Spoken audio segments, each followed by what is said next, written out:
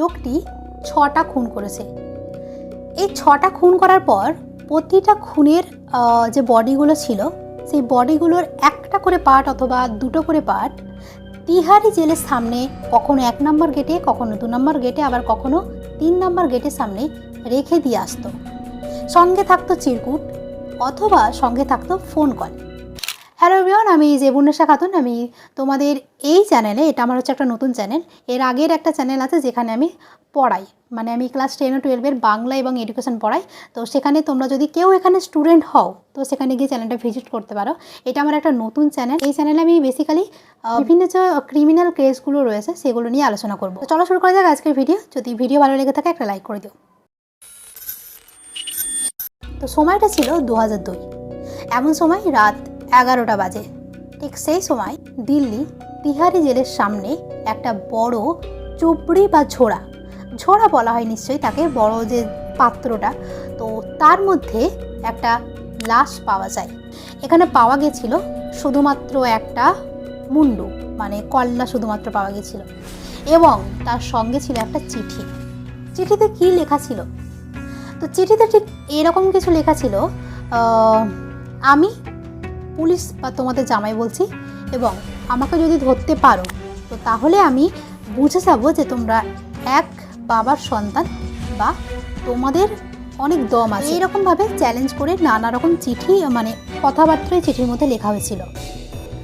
তো পুলিশ এটা দেখে রীতিমতো ঘাবড়ে যায়, কারণ এইরকম এত সাহস হয়তো আজ পর্যন্ত কারোর হয়নি। জাস্ট এইরকমভাবে নানা ভাষায় তাচ্ছিল্য করে অনেক উল্টোপাল্টা কথা কিন্তু ওই চিঠির মধ্যে লেখা ছিল। এবং এছাড়াও চ্যালেঞ্জ করা হয়েছিল যদি আমাকে ধরতে পারো তো ধরে দেখাও, আমি আবারও একটা নতুন লাশ নিয়ে আসবো। কীভাবে কেউ এত সাহস নিয়ে কাজটা করতে পারে? তো এবার পুলিশ লাশটাকে নিয়ে নানা রকম পরীক্ষা নিরীক্ষা করছে এবং নানা রকম ভালো করে তদন্ত করছে। বাট যদি লাশটাকে আইডেন্টিফাই না করতে পারা যায় তাহলে কীভাবে লাশটাকে কে খুন করেছে তার কাছে কিভাবে পৌঁছবে?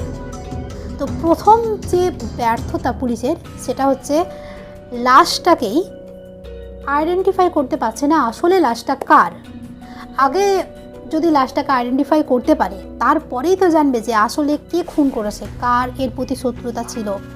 তো লাশটাকে আইডেন্টিফাই করতে পারছে না। যখন এই ঘটনাটা সবাই জানতে পারে তো দিল্লিবাসী সহ গোটা ভারতবর্ষের মানুষের মনে সত্যি একটা ভয় ঢুকে গিয়েছিল, কারণ কার এত বড় সাহস হবে।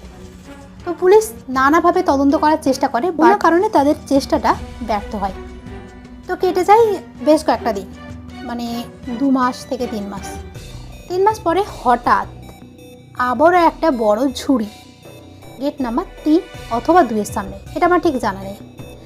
তো এটা দেখে পুলিশরা আবার সেটাকে নিয়ে যায় এবং দেখে সেখানে আবারও একটা লাশের বডি পার্ট, এবং সেখানে আবারও একটা চিরকুট। এখানে আবারও সেমভাবে ওপেন চ্যালেঞ্জ জানায় যে যদি আমাকে ধরতে পারিস তো ধরে দেখা। তো পুলিশ এটাকে নিয়ে আবারও রিসার্চ করে, বাট কোনো তথ্য উঠে আসেনি যে আসলে লাশটা কার। কোনোভাবেই এই যে দুটো লাশকে আইডেন্টিফাই করা যাচ্ছিল না। তো এইভাবে কেটে যায় আবার কয়েকটা দিন। তো তার মাঝখানের পর আবারও একটা লাশ আসে। তো এইভাবে পরপর 6টা লাশ আসে। তো প্রতিটা লাশের পরেই কিন্তু একটা করে চিরকুট আসে। তো এই চিরকুট আসে এবং সঙ্গে একটা করে বডি পার্ট। তো যেটা দেখে পুলিশ একেবারে আইডেন্টিফাই করতে পারছে না আসলে কে কাজটা করতে পারে, কার এরকম মোটিভ আছে, কে এটা করতে পারে। তো কোনো সুরাহা না পাওয়ার ফলে পুলিশ কিন্তু একেবারে ব্যর্থ হয়। তো এবার আসে 6 নম্বর লাশ। যখন 6 নম্বর লাশটা নিয়ে আসে তখন 6 নম্বর লাশের একটা মুন্ডু কেটে দিয়ে যায়। তারপরে পুলিশ স্টেশনে একটা ফোন আসে। ফোনটা করে সেই অজানা ব্যক্তি যে এই কাজটা করছে।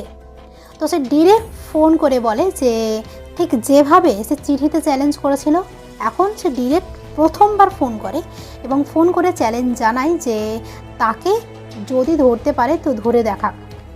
তো ফোন করার পরে তখন কি করে পুলিশ একটা ক্লু পায় যে কোথায় থেকে ফোন করেছে। সঙ্গে পুলিশরা কি করে ফোনটাকে ট্যাগ করতে পুলিশরা জানতে পারে যে এটা দিল্লিরই একটা আশেপাশে জায়গা। তো সেখানে চলে যায় এবং সেখানে গিয়ে ফোনের যে মালিক ছিল এবং তাকে জিজ্ঞাসা করে যে এখানে কেউ এসেছিল কি, বা যে ফোন করেছিল একটু আগে তাকে চেনে কি।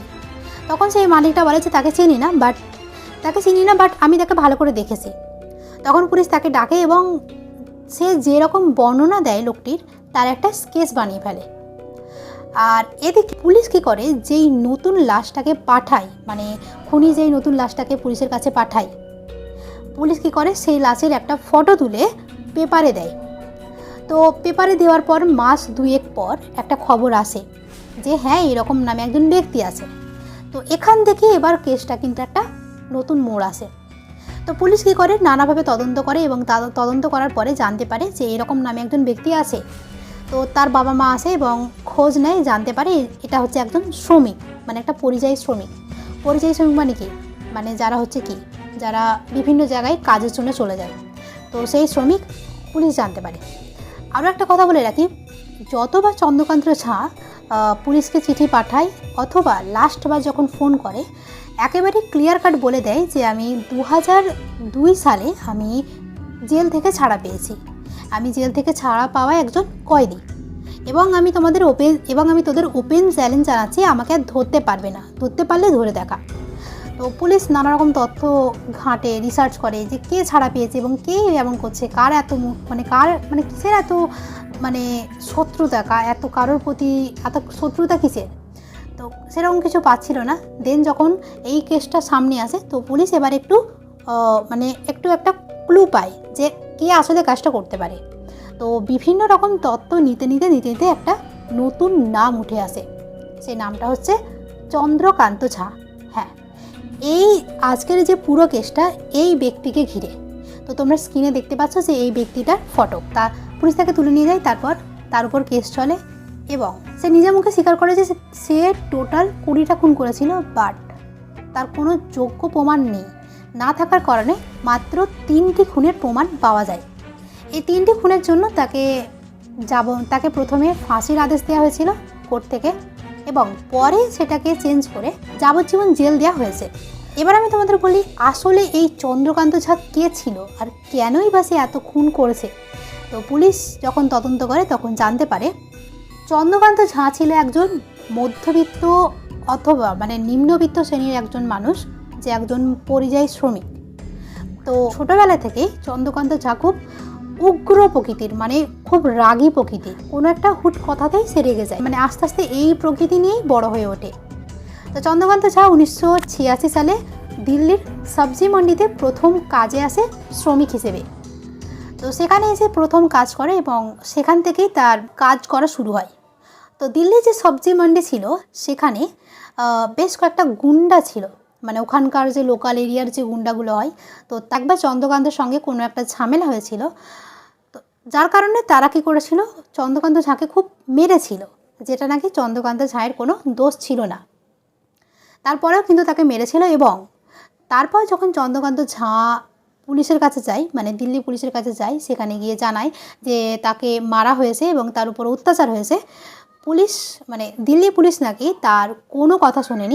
গুন্ডাগুলোর সঙ্গে ঝামেলা করে চন্দ্রকান্ত ঝাকে 3 মাসের জেলে দেওয়া হয়। পুলিশ নানাভাবে তাকে হেনস্থা করেছে এবং নানাভাবে তাকে টর্চার করেছে। তো যার কারণে তার পুলিশের প্রতি এত চরম ঘৃণা বা এত চরম প্রকৃতির একটা হেট বা ঘৃণা তার জন্মেছে। তো 3 মাস জেল কাটার পর চন্দ্রকান্ত ঝাকে ভালো করে অবজার্ভ করে এবং ভালো করে দেখার পরে পুলিশ থেকে পুলিশ ডিপার্টমেন্ট থেকে ছেড়ে দেওয়া হয়, যে সে এখন নর্মালি সুস্থ আছে।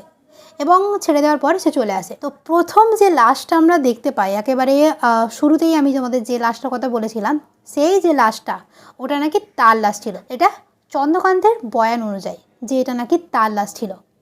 তো চন্দ্রকান্তের এই কথা অনুযায়ী কিন্তু পুলিশ সেটাকে আইডেন্টিফাই করার চেষ্টা করেছে। তো চন্দ্রকান্তের কথা অনুযায়ী এবং পুলিশ বাকি যে পার্টগুলো খোঁজার চেষ্টা করেছে, বাট পায়নি। কারণ বিভিন্ন জায়গায় কোথাও কোনো একটা জায়গাতে তার মাথা ফেলেছে, আবার কোথাও একটা তার হাতের অংশ ফেলেছে, কোথাও একটা তার পা ফেলেছে। তো এইভাবে নাকি লাশটাকে ছড়িয়ে দিয়েছিল। তো যার কারণে তার প্রমাণ পাওয়াটা খুব কষ্টকর হয়ে দাঁড়িয়েছিল। তো এরপরে একের পর এক খুন করতে থাকে। চন্দ্রকান্ত ঝার নিজের একটা বাড়ি ছিল, তার 2টো বিয়ে ছিল। প্রথম বিয়েতে স্ত্রী মারা গেছেন অথবা পালিয়ে গেছেন, এরকম কিছুটা দেওয়া নেই। তো দ্বিতীয় বিয়ের পর তার অনেকগুলো কন্যা সন্তান ছিল এবং তাদের সবসময় সে আলাদা রাখতো এবং কাজের সূত্রে এখানে যে দিল্লিতে তার একটা আলাদা বাড়ি ছিল, সেই দিল্লির বাড়িতে বিভিন্ন যে পরিযায়ী শ্রমিকগুলো আসতো, যারা বিভিন্ন কাজের জন্য আসতো, তাদের ছলে বলে কৌশলে নিজের কাছে রাখতো এবং সামান্য সামান্য ভুলের জন্য তাদের প্রাণ নিয়ে নিত হতো। যেমন ধরো কোনো একজন কাউকে একজনকে বলেছে যে এই বাসনটা ধুয়ে দিয়ে এসো, বাট সেই সময় সেই বাসনটা ধোয়নি অথবা ঘুমিয়ে গেছে।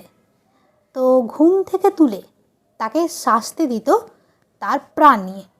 হ্যাঁ, এটাই চন্দ্রকান্ত ঝা বলছে যে তার রাগটা নাকি এতই চরম পরিমাণে, মানে এতটা চরম, সে কোনো একটা সামান্য জিনিসে এত রেগে যেত যেটার মানে আউট অফ কন্ট্রোল, যেটা কন্ট্রোল করা সম্ভব নয়।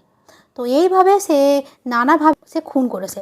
তো এইভাবে সে 1998 সাল থেকে 2007 সাল পর্যন্ত টোটাল সে 18টি খুন করেছে, যেটা দিল্লির মানুষের মনে সত্যি অনেক একটা ভয়ঙ্কর ছাপ ফেলেছিল। কারণ 1998 সাল থেকে 2006 বা 7 সাল পর্যন্ত একটা মৃত্যুর যে মিছিল এবং ওপেন পুলিশকে যে চ্যালেঞ্জ করা, এটা সত্যি একটা অনেক ভয়ঙ্কর ব্যাপার। এবং এখানে তোমাদের আরও একটা কাহিনী বলি, যেটা হচ্ছে সে প্রথম কাউকে খুন করেছিল সেটা তার মনের রাগের জন্যে, এবং পরবর্তীকালে সে যখন কাউকে খুন করে সেই খুনগুলো নাকি তার ভালো লাগতো। তার রাগটাকে সে নিয়ন্ত্রণ করতো কাউকে খুন করে, সে তার রাগটাকে প্রকাশ করতো বা তার রাগটাকে মানে বের করতো কাউকে খুন করে। তো সে এমনও বলেছে যে সে খুন করতো রাত 8টা থেকে 10টার মধ্যে, এবং খুন করার পর সেই লাশের সামনে বসে নাকি অনেকবার সে ডিনার করেছে। সামান্য একটা কথা তোমাদের আমি তোমাদের কাছে আমি জানতে চাই যে একটা নর্মাল মস্তিষ্কের মানুষ সে কি কখনো এটা করতে পারে? করতে পারে না। তার কারণ একটাই, সে খুব একটা মানে আমার যতদূর মনে হয় সে হয়তো নর্মাল মানুষ ছিল না। হয়তো তার রাগের পরিমাণের জন্য কাউন্সিলের প্রয়োজন ছিল, যেটা হয়তো সেই সময় দেওয়া হয়নি, যার জন্য সে এত বড় বড় ক্রাইম করেছে। হ্যাঁ, ভাবতেই আমাদের অবাক লাগে যে একটা মানুষ যে নিজে কিনা একজন রক্ত মাংস গড়া মানুষ, সে কী করে 18 জনকে খুন করতে পারে। বাট এখানে সে 18 জনকে খুন করেছে এবং সেটা সে নিজে মুখে কবুল করেছে যে হ্যাঁ সে খুন করেছে।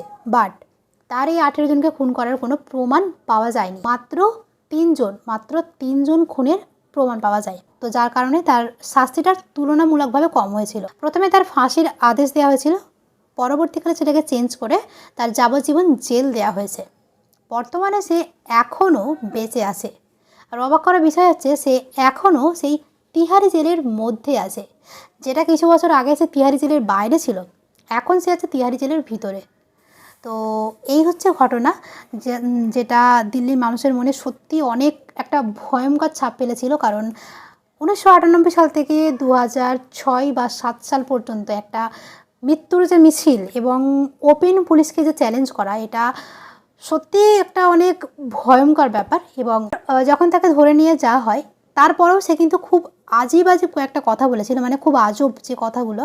তার মধ্যে একটা বলেছিল যে আমি চেয়েছি বলে তবেই তোমরা আমাকে ধরতে পেরেছ, আমি যদি না চাইতাম তাহলে কোনো দিনও তোমরা আমাকে ধরতে পারতে না। তো এই হচ্ছে মূল ঘটনা। তো কেমন লাগলো অবশ্যই আমাকে কমেন্ট করে জানিও যে আজকের এই ঘটনাটা কেমন লেগেছে। কারণ এটা একদম সত্যি একটা ঘটনা, যেটা তোমরা এখনও যদি সার্চ করো তোমরা কিন্তু খুব সহজেই পেয়ে যাবে। তো কেমন লাগলো আজকের এই ঘটনাটা অবশ্যই আমাকে কমেন্ট করে জানিও। আর যদি ভালো লেগে থাকে তো ভিডিওতে একটা অবশ্যই লাইক করে দিও। যদি আমার চ্যানেলে কেউ নতুন হও তো অবশ্যই চ্যানেলটাকে সাবস্ক্রাইব করো। তো আজকের মতো আমি ভিডিও এখানে শেষ করছি। দেখা হচ্ছে নেক্সট ভিডিওতে কোনো একটা নতুন কোনো কেস নিয়ে। ততক্ষণ পর্যন্ত ভালো থেকো। Thank you.